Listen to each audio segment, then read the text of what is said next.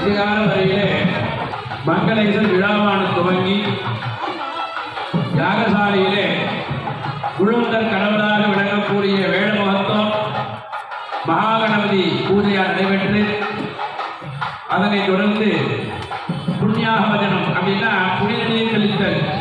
இந்த இடமானது சுத்தப்பட வேண்டும். எல்லாரும் எல்லா விதமான மந்திரோத்த சுத்தியும் மந்திரபூர்வமாக வருண பூஜை செய்து சுகமான சூக்கத்தினாலே ஜபம் செய்து இந்த இடத்துல பார்த்தீங்கன்னா எல்லாருக்கும் புரோட்சணம் பண்ணாங்க. அப்படி புரோட்சணம் பண்ணாங்கவே மந்திரோத்தமா சுவாமி ஆனந்த இடத்துல சுத்தப்பட்டது. அதனை தொடர்ந்து மிருசங்கிரகணம் அப்படின்னா மிருத்துனா மண்ணு, சங்கிரகணா கிரகிச்சத்துல வந்து புத்து மண்ணு. அம்பாள் பார்த்தீங்கன்னா வேப்ப மரத்தடியிலே பூமாதேவி இருக்கக்கூடிய சரீரமான அம்பாளுடைய நாமி பாகம் சொல்லக்கூடிய தொப்புள் பாகத்திலிருந்து மண்ணை எடுத்துட்டு வந்து யாகசாலையை பார்த்தீங்கன்னா நன்முளையிட்ட நவதானியங்களை விதைத்தல் அங்குரார்ப்பணம்னு பேரு. அதனால இப்பொழுது மிருசங்கர நிகழ்ச்சியானது நடைபெற உள்ளது.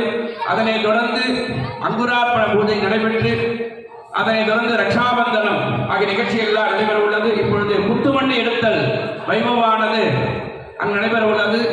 எல்லாரும் வந்து கலந்து கொண்டு சுவாமியுடைய அம்பாளுடைய பூமாதேவியை பூஜை செய்து அந்த அம்பாளுடைய பூமியில் எப்படி மண் எடுக்கிறவோ அது போல அம்பாலை பூஜை செய்து அம்பாளுடைய சுற்றுஸ்தானத்திலிருந்து மண்ணை எடுத்து யாகசாலையிலே புத்து மண்ணை இட்டு நன்முளையிட்டு நவதானியங்களை விதைத்து இருக்கிறார்கள்.